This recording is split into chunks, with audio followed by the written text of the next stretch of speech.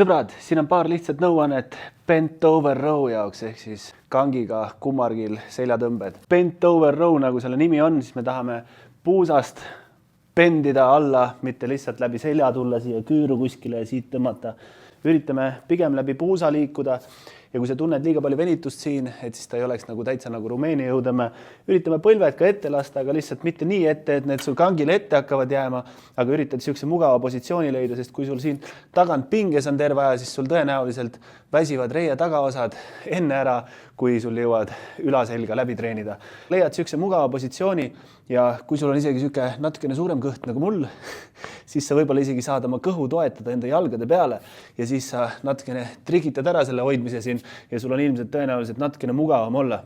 Ja üritan minna nii sügavale, kui ma mugavalt saan, et selg võiks rohkem justkui põrandaga paralleeli minna kui seinaga paralleeli. Kui ma siit üles tõmban, siis ma tõmban trapetsisse enamus seda. Aga kui ma siit põrandaga rohkem paralleeli lähen, kuna gravitatsioon tuleb põranda poolt meil siin ruumis vähemalt, siis üritame olla põrandaga paralleelis ja nüüd tõmmata siit seda ülesse ja siis alla. Nüüd muidugi selle laiuse ja selle tõmbamise suunaga saad natukene neid seljalihaseid muuta, aga leiad siukse mugava positsiooni endale, liigud natukene siit õlgadega ka kaasa, ülesse tõmban, siis võingi natukene rinda justkui vastu liigutada sellele ja siis lasen ette tagasi.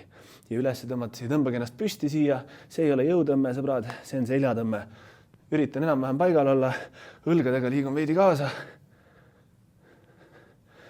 Vot, liiga lihtne. Edu, sõbrad!